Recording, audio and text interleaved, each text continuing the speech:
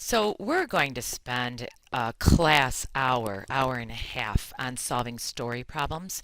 But each time we talk about a different method, I'm going to continue to share with you another story problem to see if you can tackle some of those in your homework.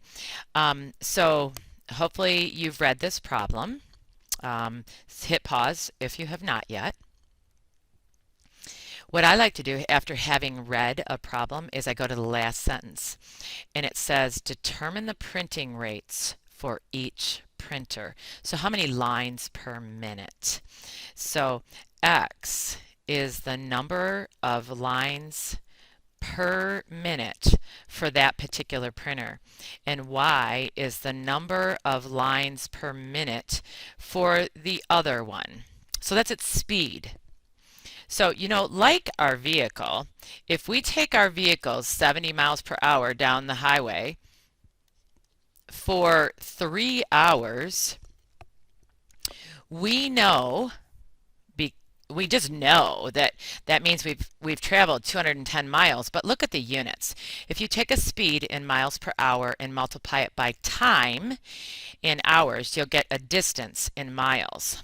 So here it says we're going to print a distance of 7,500 lines if the time that the first printer prints is for 2 minutes. So X is its speed and 2 is its time.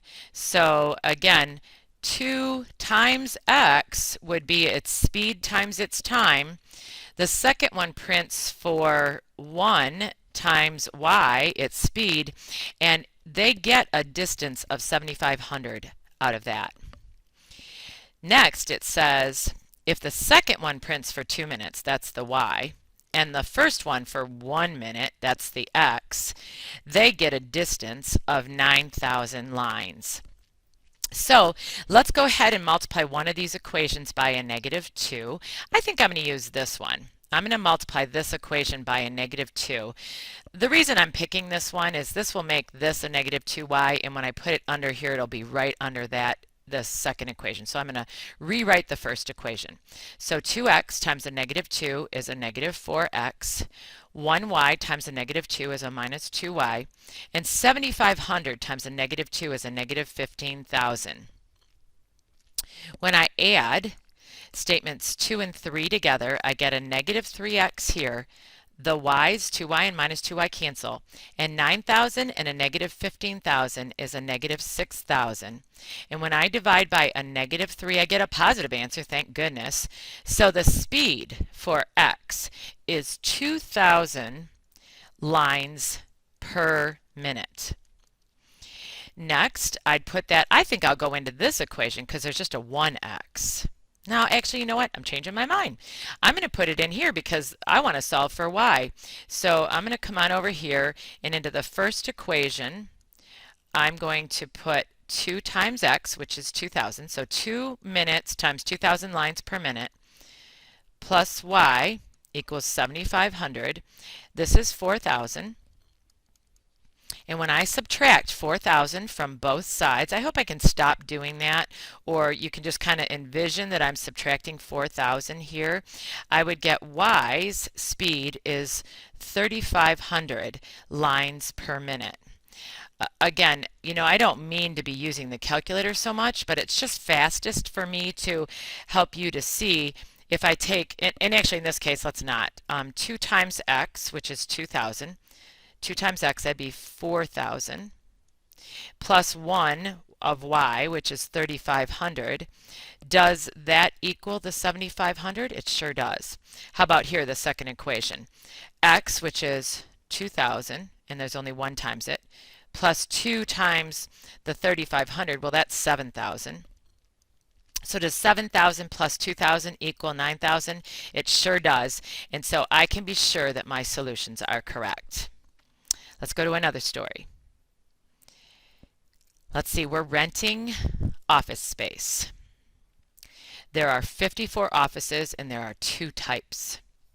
I'm going to go back to the end again, the last sentence. Determine how many of each office type there is.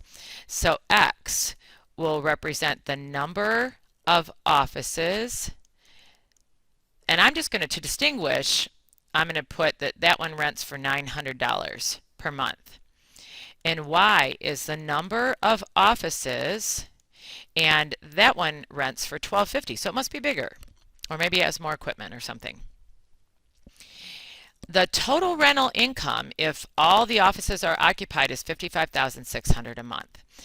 So this is one of those equations where I'm going to write a total statement about the number of offices, and I'm going to write a value statement about the dollar value in rental income. So remember, total number of offices are 54, and X is the number of offices, Y is the number of offices. So I hope you're coming to see that X plus Y equals 54. X rents for $900 a month. So if I take $900 a month times X offices, that would be the dollars that they generate. And then $1,250 a month times Y offices would be the dollars they generate. And the problem says they generate $55,600 worth of rental income. When I solve, now I'm suggesting that you solve by elimination, and that's not such a bad deal. And I'm wondering, yeah, I did do that in my notes, but geez, when you've got a 1x and a 1y, substitution is just wonderful. So saying that y equals 54 minus x and substituting in right here for y, 54 minus x, is excellent. But I'm trying to encourage or practice elimination right now. So I'm going to multiply this whole equation by 900, but I'm going to multiply it by a negative 900. So x will become a minus 900x, so that I will get rid of those.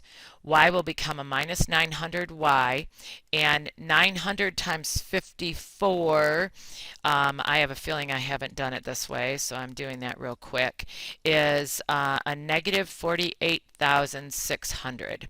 So when I add these to eliminate the x's, 1250 minus 900 is 350y.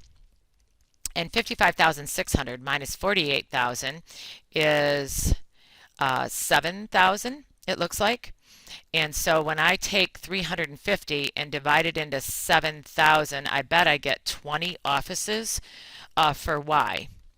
Now remember, there are 54 in total, so I'm just going to go in my head. 54 minus 20 is 34. Just make sure that those add up to be 54. And then go ahead and just check the values. One runs for 900 bucks. So 900 bucks for X, that's times 34 of them, and $1,250 for Y, and there's 20 of those.